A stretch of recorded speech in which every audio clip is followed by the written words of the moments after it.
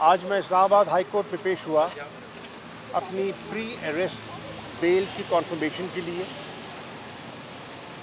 जिससे जहांगीरी साहब ने मेरा केस सुना। मुझ पर इल्ज़ाम जो था वो ये था कि मेरी ईमा में सब कुछ हुआ। जज साहब ने बड़ी वजाहत से प्रोसिक्यूशन से पूछा, क्या शाह महमूद कुरैशी मौके पे मौजूद थे? उन्होंने कहा जी नहीं। उन्होंने कहा उनकी ईमा का अबेटमेंट की आप बात कर रही हैं, आपके पास कोई एविडेंस है? जवाब था नहीं। तो जब मैं मौके पे ही नहीं हूं, मेरी ईमा का एविडेंस ही नहीं है, तो जज साहब ने मेहरबानी फरमाते हुए मेरी बेल कंफर्म कर दी है। मैं आज एक दो अहम डेवलपमेंट पर आपकी तवज्जो मबजूल करवाना चाहूँगा। आपके इल्म में है कि IMF के एग्जीक्यूटिव बोर्ड ने जो पाकिस्तान का स्टैंड बाय एग्रीमेंट है उसकी मंजूरी दे दी है और $3 अरब की जो ब्रिज फैसिलिटी है वो पाकिस्तान को दस्तयाब होगी 3 किस्तों में।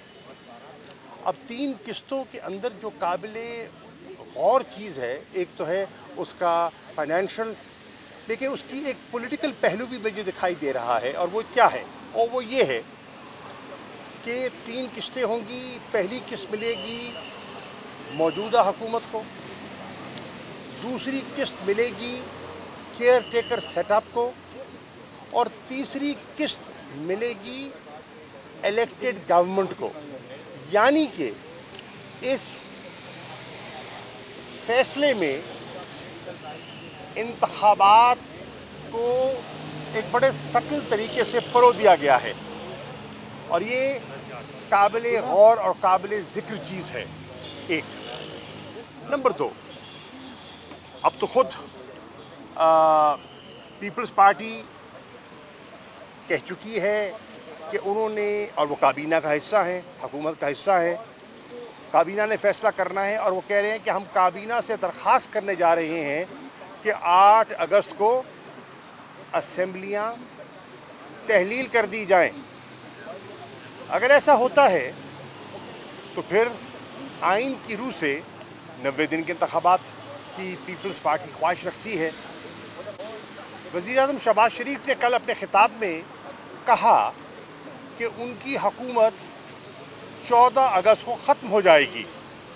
अगर उनका नुक्ता नज़र देखें तो लगता है कि वो टर्म मुकम्मल यानी कि 12 अगस्त को हो जाएगी, तो 14 को वो समझते हैं कि हुकूमत जाएगी। यानी कि उनकी कोशिश है कि इंतखाबात 60 दिनों में हों। अब हुकूमत के 2 अहम सतून जो हैं, यहां मुझे उनकी सोच में एक तफरीक दिखाई दे रही है। पीपल्स पार्टी 90 दिन के इंतखाब की ख्वाहिश रखती है और मुस्लिम लीग नून 60 दिन के इंतखाब की ख्वाहिश रखती है। और मौलाना फजल रहमान जो कि PDM के सरबराह हैं, वो आज भी कह रही हैं कि दुबई के मामलात पर उन्हें एतमाद में नहीं लिया गया। ANP के सदर एमल वली साहब ने एक्यूज किया है JUI के गवर्नर को कि वो खैबर पख्तूनख्वा में अपनी जमात के लिए माहौल साजगार बनाने की कोशिश कर रहे हैं, यानी कि ANP के मफादात के बरक्स वो काम कर रहे हैं। तो ये एक आपको जो हुकूमती इस वक्त जो टोला है, उनकी सोच और उनकी जो सियासी दरारें हैं, वो आप जैसे जैसे इंतखाबात करीब आ रहे हैं वो वाज़े होती दिखाई दे रही हैं। नंबर 1। नंबर 2, हुकूमत ने अयाज सादिक साहब की सरबराही में एक पार्लिमानी कमेटी तश्कील की है और वो पार्लिमानी कमेटी इंतखाबी इस्लाहात पर गौर व फिक्र कर रही है। غالباً 2 نشستیں بھی ہو گئی ان کی.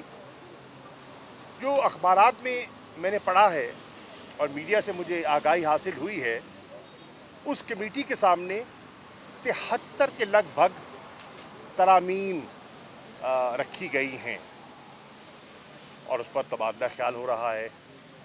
میرا سوال یہ ہے کہ پاکستان تحریک انصاف ملک کی سب سے بڑی جماعت ہے، ایک میجر سٹیک ہولڈر ہے، اور یہ جو کمیٹی کے سامنے جو مذاکرات ہو رہے ہیں، جو تبادلہ خیال ہو رہا ہے، وہاں تحریک انصاف کو دعوت نہیں دی گئی. سوال ہے کیوں؟ کیا وہ سٹیک ہولڈر نہیں ہے؟ کیا ان کی اوپینین درکار نہیں ہے؟ کیا کنسنسس، ایک پولیٹیکل کنسنسس بلڈ کرنے کے لیے، بہتری کے لیے یہ مناسب نہ ہوتا کہ ان کو بھی دعوت دی جاتی؟ چنانچہ میں ایاز صادق صاحب کو، جو کمیٹی کے سربراہ ہیں، ہمارے اسپیکر رہے ہیں، ان سے درخواست کروں گا، اینڈ بظاہر ایک فیئر انسان دکھائی دیتے ہیں، میں ان سے گزارش کروں گا کہ اگلی نشست میں آپ تحریک انصاف کو نمائندگی دیجیے. اگر ہم نیشنل اسمبلی میں نہیں ہیں تو سینٹ میں تو موجود ہیں. میں پرپوز کر رہا ہوں ان کی کنسیڈریشن کے لیے کہ سید علی ظفر سینیٹر ہیں، پارٹی کے اور لا نوئنگ ہیں، وہ اور ہمارے کچھ سینیٹرز کو شامل کر کے ہمارا نقطہ نظر بھی شامل کر لیں، کیونکہ اگر انتخابات ہونے ہیں تو ان انتخابات کی اونرشپ بہت ضروری ہے. ایک لیول پلینگ فیلڈ کا تاثر ہونا بہت ضروری ہے. اگر ایسا نہیں ہوتا تو انتخابات پر بلا وجہ سوالیہ نشان کھڑے ہو جائیں گے، اور میری مؤدبانہ گزارش ہے کہ اس کمیٹی کو فراخ دلی سے تحریک انصاف کو دعوت دینی چاہیے اور ان کا نقطہ نظر بھی سننا چاہیے. میری اگلی بات جو میں کرنا چاہ رہا ہوں وہ یہ ہے کہ MDIMF نے اپنا ایک جائزہ رپورٹ آج شائع کی ہے، میری نظر سے گزری ہے. اس جائزہ رپورٹ میں انہوں نے سٹینڈ بائی ایگریمنٹ کے ساتھ بہت سی کنڈیشنالٹیز کا ذکر کیا ہے کہ اگر سٹینڈ بائی ایگریمنٹ نے پایا تکمیل کو پہنچنا ہے تو آپ کو یہ اصلاحات کرنی ہوں گی، یعنی کہ آپ کو یہ اقدامات اٹھانے ہوں گے. اور اس کی تفصیل میں نہیں جاتا کیونکہ آپ کے سامنے وہ دستیاب ہے اور آپ ان کی ویب سائٹ سے حاصل کر سکتے ہیں. لیکن میں کہنے کی جو کوشش کر رہا ہوں وہ یہ ہے کہ اس میں انرجی ریفارمز کا خاص طور پر ذکر کیا گیا ہے، کیونکہ سرکولر ڈیٹ جو ہے ہمارا وہ بڑھتا چلا جا رہا ہے، تشویشناک حد تک بڑھ چکا ہے اور لمحہ فکریہ ہے. اس پہ وہ کہہ رہے ہیں، ان ادر ورڈز وہ سجیسٹ کر رہے ہیں کہ آپ کو سرکولر ڈیٹ کو ایک معقول حد تک رکھنے کے لیے آپ کو مزید ٹیرف بڑھانا پڑے گا. ₹1.24 پہلے بڑھ چکا، اور لگتا ہے کہ آج کے اشارے سے یہ دکھائی دے رہا ہے کہ حکومت کو بجلی کے نرخ مزید بڑھانے پڑیں گے. اس وقت کیفیت یہ ہے کہ پورے ملک میں لوڈ شیڈنگ، طویل لوڈ شیڈنگ جاری ہے. اس وقت ایک خیال ہے کہ 7 سے 8 ہزار تک شارٹ فال ہے.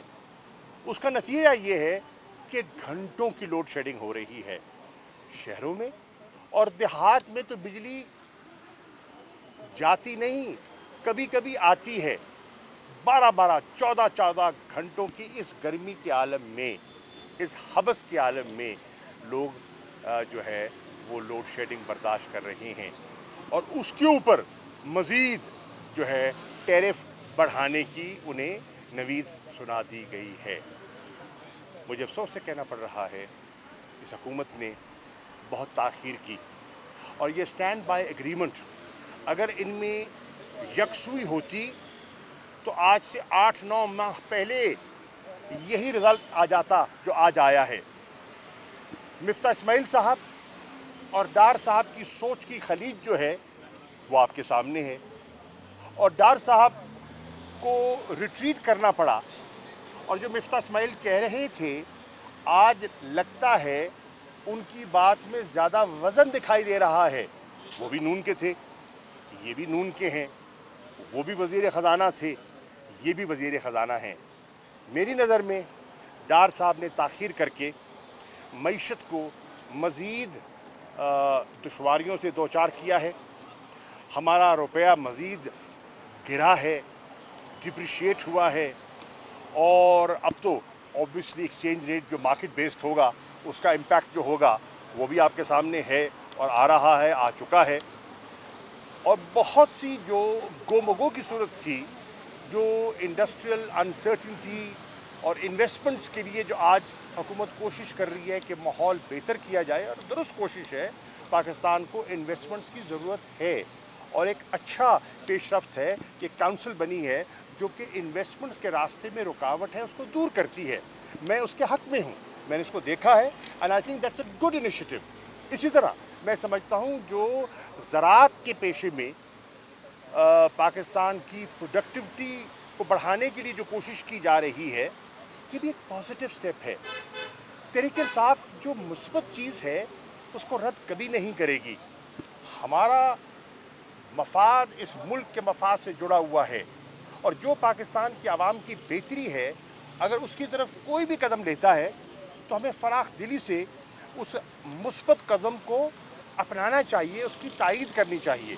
मैं समझता हूं कि पाकिस्तान के ज़राई सेक्टर में बेपनाह पोटेंशियल मौजूद है, और अगर सही इस्लाहत की जाए और इन्वेस्टमेंट्स को अट्रैक्ट किया जाए, टेक्नोलॉजी ट्रांसफ़र को अट्रैक्ट किया जाए, पाकिस्तान की प्रोडक्टिविटी, एग्रीकल्चर प्रोडक्टिविटी बढ़ सकती है। और हमारे जो सबसिस्टेंस फार्मर है और हमारा जो प्रोग्रेसिव फार्मर है, उनकी यील्ड में जो डिफरेंस है, अगर उस गैप को ख़त्म कर दिया जाए तो पाकिस्तान एक्सपोर्टेबल सरप्लस जनरेट करने की पोजीशन में होगा। हमें जो अरबों डॉलर हम मंगा रहे हैं खुर्दनी अशिया के लिए, हमें उस पर पैसा खर्च करने की ज़रूरत नहीं है। डॉलर आज हमारा बहुत बड़ा चैलेंज है। डॉलर की कमी की वजह से हम IMF के पास गए हैं ना, तो जो डॉलर ज़राअत बचा सकता है इमीडिएट फ्यूचर में, वो कोई शोबा नहीं बचा सकता। तो इस पे भी मैं समझता हूं कि एक कौमी इत्तफाक राय पैदा होना चाहिए और पेशरफ्त होनी चाहिए। इंतखाबात में लेवल प्लेइंग फील्ड बहुत ज़रूरी है। ये तासुर के एक किसी खास टोले की तरफ झुकाव है, ये मुल्क के मफाद में नहीं होगा, ये जमहूरियत के मफाद में नहीं होगा, ये जमहूरी इदारों के मफाद में नहीं होगा। इसलिए ये वक्त है बड़ी फहम फरासत का, ये वक्त है स्टेट्समैनशिप शो करने का, ये वक्त है लीडरशिप शो करने का। और मैं तवक्को करता हूं कि पाकिस्तान के जितना जी शऊर तबका है वो मिलकर हमारे हम कलाम होगा, ताकि इस मुल्क में आइन के मुताबिक फ्री, फेयर और क्रेडिबल इलेक्शंस होने चाहिए। इलेक्शन कमीशन अपनी साख बहाल कर सकता है। इंतखाबात अगर वो शफाफ करवा देता है, उससे इलेक्शन कमीशन की साख में इजाफा होगा। और इलेक्शन कमीशन एक ऐसा इदारा है, एक आइनी इदारा है, जो हमें उसकी ज़रूरत कल भी थी, आज भी है और कल भी रहेगी। लोगों का उस पर एतमाद होना बहुत ज़रूरी है। शुक्रिया। आप ये बताइएगा कि जिस तरह से तोशाखाना केस की स्पीडी ट्रायल की मिसाल हम देख रहे हैं कि एक जज की जानिब से, चेयरमैन PTA की जानिब से अदम एतमाद किया गया, लेकिन वो डे टू डे हियरिंग कर रहे हैं और इस केस को चूँकि गवाह भी बहुत कम है, क्या इमरान खान की नाअहली देख रहे हैं आप इस केस में? मैं आपसे गुजारिश करूंगा, तोशाखाना का आपने हवाला दिया है, एक बहुत दिलचस्प एक एनालिसिस आया है पिलडैट के हमारे हैं बहुत ही एक ज़िम्मेदार दोस्त अहमद बिलाल महबूब साहब, उनका एक आज ही तज्जिया सामने आया है तोशाखाना के बारे में। मैं चाहूंगा कि आप उसको ज़रूर पढ़िए। Thank you. जैसे हमने देखा कि पाकिस्तान तहरीक इंसाफ के पास के ऊपर एक मेजर क्रैकडाउन किया गया, मगर KP में इस तरह का मेजर क्रैकडाउन नहीं हुआ जमात के खिलाफ। क्या कोई सेटलमेंट हो रही है आइंदा इंतखाबात में कि KP को एक बार फिर PTI? मेरी आपसे गुजारिश होगी कि खैबर पख्तूनख्वा के वहाँ के आपके जो कॉरेस्पॉन्डेंट हैं या मीडिया के दोस्त हैं, उनसे रुजू कीजिए وہ آپ کو حالات حاضرہ سے صحیح آگاہ کریں گے. لگتا ہے کہ آپ کی معلومات ناکافی ہیں. Thank you. شاہ صاحب ڈاکٹر حمزہ کے بارے میں بتایا آپ کی پارٹی کی پالیسی کیا ہے؟ بالکل خاموشی ہے. عمران خان صاحب آئے تو انہوں نے ڈاکٹر اپنے ہاتھوں پہ لے کے سن لیجئے سوال آ گیا. سوال آ گیا نا بھائی جان. میں بھی ان کی ہمشیرہ سے ملا ہوں. وہ میں جب وزیر خارجہ تھا تب بھی ملا کرتی تھی, اور حد الوسع کوشش کی گئی کہ عافیہ بہن واپس آ جائیں.